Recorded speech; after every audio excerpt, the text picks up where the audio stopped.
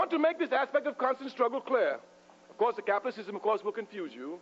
It presents things only as one-sided, that things are only one side. When they talk about the Indians and the cowboys, you just get the cowboy side, not the Indian side.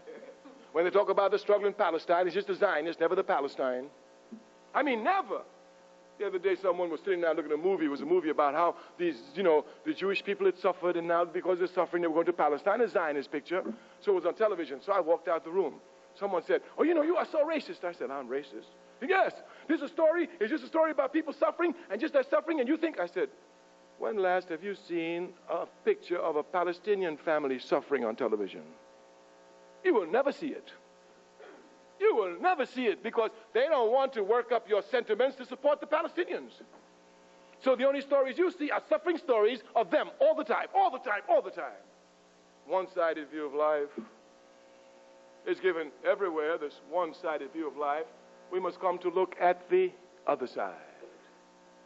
We must come to investigate the other side. And when you investigate the other side falls. I told you that I was a socialist, and I am. I know that, I must tell you this because capitalism just confuses you. The other day I told a brother I was socialist. He said, "You still socialist?" I said, "Yeah." He said, "But it fell." I said, "Really?" He said, "Yeah, you didn't hear about it?" I said, "No, I didn't hear about it." He said, "It collapsed." I said, "Oh." He said, "You hear about the Soviet Union? They're gone." I said, "Really?" I said, "Listen." I said, "You mustn't get confused. Capitalism doesn't just rape your labor and rip off your resources. It deforms your thinking. It deforms your thinking." I told the man, "You're not thinking." He said, "What do you mean?" He said, "I saw it happen. It's finished." I said, "You never judge a system by its adherents. You never judge any system by its believers. You judge it by its principles."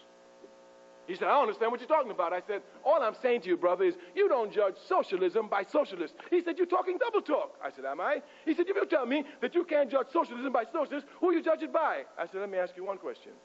Do you judge Christianity by Christians? If you judge Christianity by Christians, it fell with Judas. And if it didn't fall with Judas, so many, many Christians in so many, many ways every day violates every principle of Christianity. When you judge a system, you judge it by its principles. Christianity has been betrayed everywhere.